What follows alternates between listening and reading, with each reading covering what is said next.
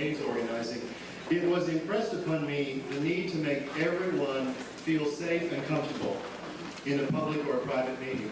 Particularly, I was told it was very important to make women feel comfortable, since they had to deal with the aggressive, insensitive behaviors sometimes exerted by the masculine presence in the room. I have since come to realize that there are many vulnerable groups in the queer universe. We queers rarely get a chance to be heard, and that's why Syn and On Our Backs put together this very event, because we knew that the Advocate and Out magazine would not be interested in the voice of queer America. Well, I'm about to introduce two men who need to feel that safety in this room right now. Rich and Tom.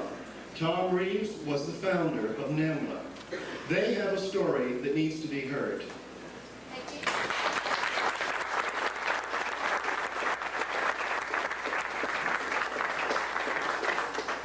I'm the queerest of the queer. At the age of 14, I was thrown down 2 flights of stairs by the entire football team in my high school because I was a fag. Tonight, I feel, during the first part of this program, I was thrown down those stairs again. I've been thrown down those stairs over and over, and worse. I love boys, and boys love me. I ask you tonight, please don't leave. Some people already have been. Please hear us. Give us the space we never have. Why are we attacking each other? Why are we attacking, some people attacking transgender people, a most difficult situation? Why are we being attacked? I believe that like liberation, hatred is indivisible.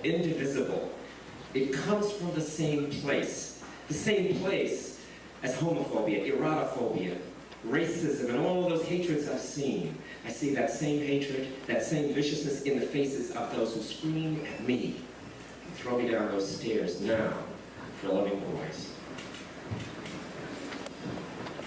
We're here tonight to support lesbians, to support public sex, to support prostitution, to support gay men, to support transgender people, to support transsexuals and drag queens and S&M, because we believe in choice and freedom and liberation. We ask you, please, hear us out at least. Many of us come here tonight directly from prison. I mean directly. Some of us come here tonight from suicide attempts, from burnings and threats to be killed. Some of us in this room tonight must wear literally a scarlet letter from the state of Washington and other places. We come, there are 10,000 men in prison today for sex with boys, at least 10,000. Of those 10,000, 90% are there for consensual sex with boys over the age of 12. We're talking about youth and men together exploring ourselves, learning about sexuality, learning about consent. Yes, consent's important. Consent's important in politics and religion. It's no different than sex, unless you are afraid of sex, unless sex somehow worries you. Tonight I ask you, please don't prejudge us at our sexuality based on what is said by the media, the government, the police, the psychiatrists, the social workers. Somehow I don't think they describe you very well. Please let us tell you who we are. Hello, my name is Richard Stearns, also known as Richie. I'm 25 years of age. I'm an antique dealer. My family lives in West Virginia, but I grew up in Baltimore. About the time I met Tom, I just turned 14. Things were pretty hard in my life. I spent a lot of time on the streets, and I discovered sex very young, with both girls, boys, men, and women. I felt that sex was good, and I still love it. Tom is not the first man I went out with. Today I'm bisexual, but I identify as gay, and I'm happy about it. My girlfriend, some of my straight friends, went last Sunday to Gay Pride in Baltimore, along with several of my past and present lovers, including Tom. I'm Tom Reeves. I teach history. I'm 55. My first lover was 14, and I was then 23. He is still my good friend. He's a prominent Canadian documentarian and writer. After 33 years of relationships, James Dubrow was here tonight, came down from Toronto to be here. And I thank him for that. I've had many other lovers from age 13, the youngest, to age 70, the oldest, but mostly teenagers. Many of my lovers have been my friends for life, and a few have lived with me for long periods. When I met Richie, I was also going through hard times. Because of my NAMBLA activism, I was under very heavy political surveillance. The FBI spent $10 million trying to prove we'd done something illegal and didn't.